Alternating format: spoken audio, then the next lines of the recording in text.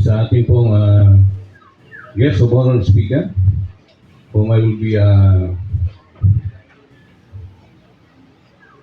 papakilala po natin, maya-maya lang po. Okay.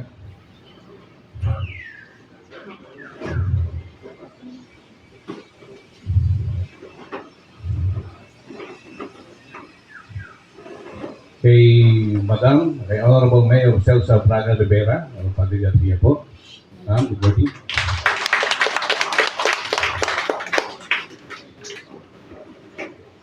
Sa ating pong Vice Mayor, Mico Angelo Rivera.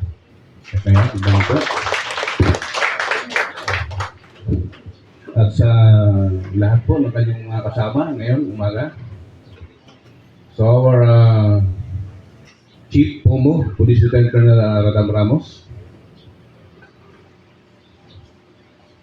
Sa lahat po ng ating kapulisan dito sa Batangas Police Provincial Office, sa ating mga kaibigan sa media na nandito po ngayon, at sa ating pong ibang bisita pa na nandyan po sa gawing kalikuran. Magandang umaga po sa ating lahat. Please pardon at ang ating pong Provincial Director ay wala po, hindi natin kasama ngayong umaga ito sa kadahilan ng may bisita po ngayon sa Regional Headquarters na kung saan po ay ni-require ang lahat po ng ating PDs, including the COPs of cities and Force Commander to be present at the said activities po. So, I was tasked to introduce our guest of honor speaker. Sabi ko nga ay baka po hindi ko mabigyan ng justice ang kanyang papakilala. With the limited time of na sinabi po na ipapakilala ko, immediately po ay nagpakuha po tayo ng mga datos niya. At napakarami pong narinig natin magaganda. However, yung pong nagawa ng ating ban ay baka po hindi lahat na ilagay dito ay ako ay parang ngayon pa lang ay parang may pagkukulang na kay Sir Mikey Rivera. However po, ay kung ano man po yung aking datos na kuha ay ating pong bibigyan po ng yung nagawa po natin. So, ladies and gentlemen, fellow officers, PNCOs, our guests, our media friends, a warm welcome to this traditional Monday flag raising ceremony. Today, we gather not just to raise our nation's colors, but also to strengthen the bonds that unite us as a dedicated and united organization. As we hoist our flag, let it symbolize the unyielding commitment we share to uphold the welfare and morale of our esteemed personnel. Together, let us embrace the challenges ahead with determination and camaraderie, knowing that our collective support and care will propel us to even greater heights. May this ceremony inspire us to serve with pride and honor, fostering a resilient and thriving community within our ranks. Thank you for your unwavering dedication. Excuse me, I think. I'm sorry, sir. Yung palang binabot siya.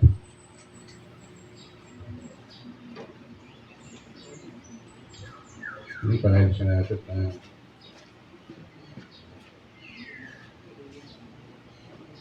Ito pala po ay welcome remarks kanina na nandito rin, hindi po naalis. Pasensya na po, sir. Kaya pala sabi ko, parang wala pa akong nasasabing maganda. Like Sir Mike Rivera. Okay, ang dami natin pinakuhang magaganda. Parang wala pa na. So, again, I'm sorry, everyone.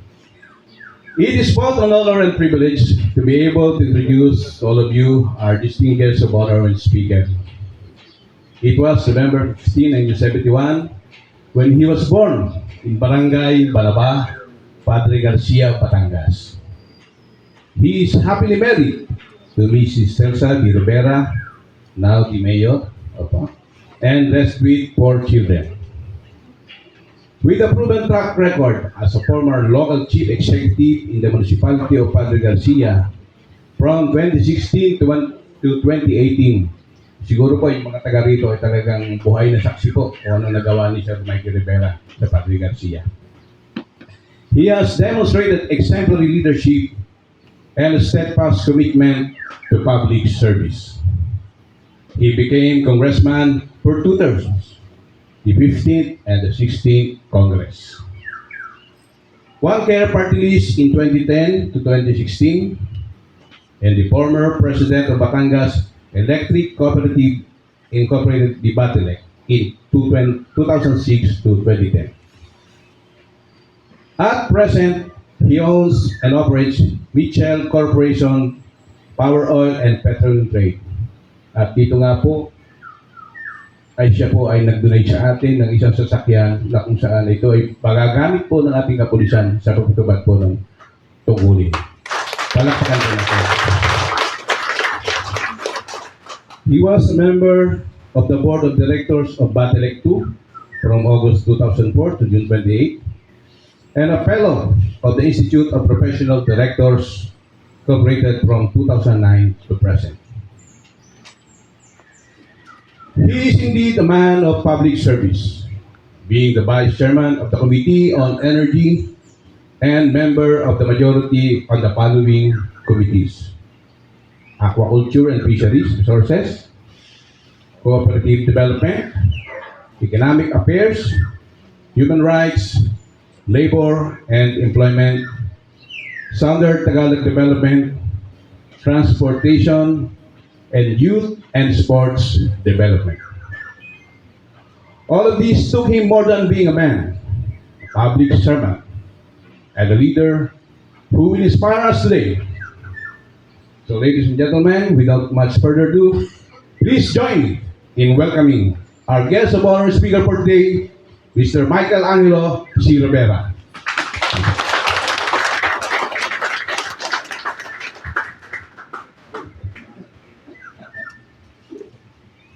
Maraming salamat po. So magandang umaga po sa inyo lahat. Sa lahat po ng membro ng PNP, lalo na po dito sa lalawigan ng Batangas. Most especially to our provincial board of directors, Colonel Samson Belmonte. So, Deputy Provincial Director for Administration, Lieutenant Colonel Jezreel Calderon, Police Colonel Jeff T. Bandicoro, Deputy Provincial Director for Operation. Magandang umaga po. At sa lahat po ng hepe ng kapulisan sa lalawigan ng Batangas, sa 29 municipalities and 5 cities, magandang umaga. Good morning po. Alam niyo ho, sa mga nagdaan ng politika ng aking buhay, sa nagdaan ho na araw ng aking buhay, lahat ho i-dedicate ko marami sa tao. Nag-start ho ako ng Board of Directors noong 2006 to 2010. Minalo ako ng napakaraming tao. Minalo nila ako. Dahil sa isang sabi nga, isang pananagutan, itong tungkulin namin bilang Board of Directors ng Batangas Electric Cooperative. At nang ako naman ay naging congressman, minahal din ako ng napakaraming tao. Dahil sa isang direksyon na hindi ko kaya talikuran, alin po yun? Yung responsibilidad po sa tungkulin, responsibilidad sa tungkulin bilang congressman ng aming partido. So sa abot po na aking kakayanan, pinilit kong maayos. Pinilit kong maging maayos. Pinilit kong maging mabuting tao. So nung ako naman ay naging punong bayan, ang mga tao ay umaasa. Umaasa sila na sana maayos ko. Sana mapaunlad ko ang bayan ng Padre Garcia. At sa 3 taong pong pamamahala ko bilang mayor ng bayan ng Padre Garcia, ako ay minahal din ang aking mga kababayan. Ito po ay may kababaang loob na pinaglilingkuran ko sila. So lahat po ng mga nangyari, lahat po ng mga sinabi ko, sa tuwing ako'y nagsasalita, ito po ay nangyari. At mas higit pa ho doon. So ang patunay po na mabuti kaming tao at maayos po kaming tao ay ang aking asawa ay propose na mayor. Ang anak ni Vice Mayor. Ito po ay pagpapakita at sansumbol na lang na ang pagiging lingkod bayan ho namin, hindi lang sa bayan ng Patigas yung maayos. Ano? One time ho, nag-usap kami ni PD. Sabi ko, PD, paano naman ako makatulong sa PNP dito sa probinsya ng Batangas, ay bibigyan kita ako ng 3 sasakyan. So ito na ho yung isa. So hayaan lang ho natin na before ho ng September, may po yung 2. Kasi ito po ay hinahati-hati ko muna ho sa napakaraming bayan. Ano? Pero alam niyo, siguro hindi ho lahat dito ay nakakarating sa buong probinsya. No? Ako ay nakaikot na. At nakita ko ho yung pagkakaiba-iba ng level ng bawat bayan. Ano? Nakita ko ho yan. Pinag-aralan ko ho yan. Tinitignan ko ano ba ang pwedeng gawin ni Mike Rivera kung sakali at bibigyan ng pagkakataon na maging gobernador. Ano? So, nung minamapping ko na po ang buong probinsya, nakita ko, nag-start ako sa Batangas Medical Center. Ito ang ospital natin napakahalaga. Ito yung ospital na paggamutan ng mga walang pera. Ano?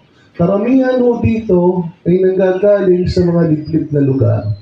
At wala akong may kakayanan dito, wala akong may pera na nagpapagamot dito.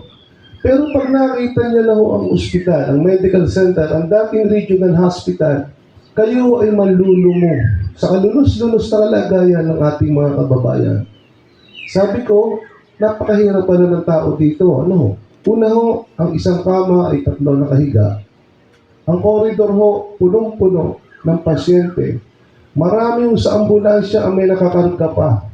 At wala pa hong available na room. Ang sabi ko, napakahina pala ng health system ng buong probinsya.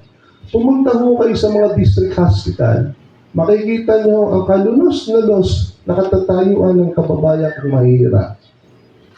Kulang sa lahat sa pasilidad, kulang sa doktor, kulang sa gamot. Sabi ko ho, pag ako'y binigyan ng pagkakataon na maging gobernador, aayusin ko ho ang health system ng probinsya ng Batangas. Sa unang taon ko pa lang ho, na pag-upo, kung ako po'y bibigyan ng pagkakataon na maging gobernador, ano? Pagpapagawa ka agad ako ng isang transient home para ho sa mga bantay. Alam niyo ho yung mga bantay dito? Nakatutulog ko sa upuan, natutulog ko sa mga tricycle, natutulog sa jeep. So yan ho yung hirap ng mga walang pera. Sabi ko, kailangan maiangat ko ang antas ng health system ng probinsya ng Batangas. Dadagdagan ho ang facility. Kailangan madagdagan ho ang facility ng BAT-MC. Kailangan ho magkaroon ng transient home para sa mga babae ito. Kailangan ho maayos ang mga district hospital. Ito ho 12 district hospital. Kaya ho napupuno ang ating BAT-MC, itong regional hospital, kasi hindi rin ho ayos ang mga district hospital. Kaya sabi ko, sa tuwing pupunta ako sa mga district hospital, antayin niyo akong maging gobernador. Aayusin ko kayo. Ganun din po ang ginawa ko sa bayan ng Batangas, bayan ng Fadi Garcia. Naayos ho namin lahat, inalalayan namin lahat ng mga tao. Sana ho, bigyan ako ng pagkakataon na maging gobernador. Sana ho. Ngayon, ako yung umiikot sa mga paaralan. Malulungkot din ho kayo. Lalo na ho dito sa 1st at 3rd district. Alam niyo din dito ho, ay ang mga building ay mga pinagawa pa ho ng dating gobernador Vilma Santos Recto. Siguro ho, hindi ho ito naging prioridad. May mga cover court ho dito, may mga stage ho dito na luma at kukulamber pa. Sabi ko, por Diyos, por Santo, inabot ng kababayan ko. Sabi ko sa kanila, pag ako binigyan ng pagkakataon, aayusin ko kayo. Alam niyo, sa bayan ng Fadi Garcia, kami yung mag-asawa ay nakapagpatayo, nandiyan si Vice Mayor Mico. Kami yung ay nakapagpatayo ng Polytechnic College. Ito yung Fadi Garcia Polytechnic College. Ito ay may 4 na kurso. Ito yung BS Accountancy, BS Criminology, IT, at Business Ad. Ito ay napakalaking tulong sa amin. Una ho, Ang mga nag-aaral dito ay anak ng mga tricycle, anak ng karpintero. Kasi yung may mga pera ho, nag-aaral sa Dilasalian, nag-aaral sa magagandang eskwelahan ng Manila. Pero ang aking inaangat po dito ay ang mga kababayan kong wala. Maganda ho ang ginagawa ni Governor Mandanas regarding doon sa educational assistant. Pero hindi ho ito yung konkreto na plano para sa bayan. Ako yung mahangaw sa kanya doon. Alam niyo ho, marami yung tao ang hindi ho nabibigyan ng educational assistance. Pero ang gawin niyo yung school, paraan ng mahihirap, ito ho ang kaganda at aangat ho ang kabuhayan ng tao. Bakit ho? Sabi ko nga sa maraming tao, pag ako binigyan ng pagkakataon na maging gobernador, halos po na ang plano ko sa kada bayan, lagyan ng Polytechnic College, sa ganun hindi na lumayo ang tao at maiangat namin ang antas ng mahihirap na tao sa bawat mahihirap na bayan.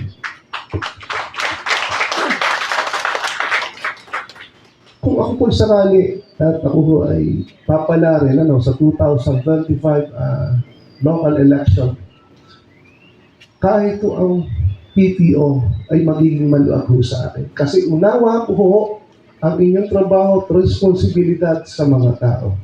Hindi ho kayo mahihirapan at kami ho ay magiging partner nyo sa pagpapaayos. At lahat po ng aking naging chief of police sa bayan ng Padre Garcia, alam ho nila yan kung paano ako maging boss. Kung paano ko sila lalayan. So marami po ang bagay na dapat isaayos, dapat madagdagan. Ang panangalangin ko lang, sabi ko, sana mahila na ang panahon. Mahila na, magmayo na at eleksyon na. Para kung uupo si Mike Rivera, maayos na natin ito. Ako po ay umaasa, kayo lahat. Kayo ay kapartner namin. Kapartner mo namin kayo. At may isa man sa inyo, pag ako'y naging gobernador, hindi mapapayang lumapit sa akin. Hindi ho kayo dapat. Ang sabi ho sa akin, kwento ako kayo sa larangan ng turismo ng lalawigan ng Batangas. Ang Batangas ay kinukonsidera na tourist destination sa buong bansa.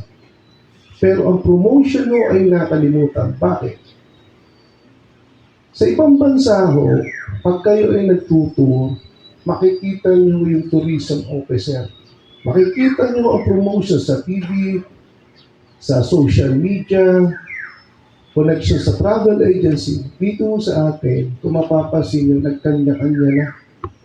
May wala nga ho sa mga South Superhighway, Batangas, tourist destination of the Philippines. Pwede ho. Kasi nga hindi na rin napagtuunan ng pansin. Sabi ko nga sa lahat na may mga turismong lugar, pag ako naging gobernador, super highway pa lang, makikita mo, this way to Batangas, ang lalaki na ng lahat. At ipakikita ho natin, alin ang magandang lugar sa lalawigan ng Batangas na sa ganun maiangat po ang turismo sa ating probinsya. So maraming bagay pa ho na dapat akong pagtuunan ng pansin, pero ang akin ipa-priority, itong munang ospital, itong education, at hanap buhay ng tao sa bawat bayan. So sa inyo po lahat, hindi ko na papakahabaan pa. Salamat po, Deputy. Salamat po sa lahat ng chief of police dito ngayon na nakikinig. Umasa po kayo. Pag ako po'y binigyan ng pagkakataon na maging gobernador, isa po kayo sa aking aakayin, isa po kayo sa makikinapang, hindi lang po kayo, yung mga pamilya nating mahirap, aking iaanak. Katulad po na ginawa ko sa bayan ng Patiga. So sa inyo po lahat, magandang umaga po, mabuhay po kayo. Thank you very much, sir, for that wonderful and inspiring message. We gladly appreciate your time on this station. And now the Deputy Provincial Director for Administration,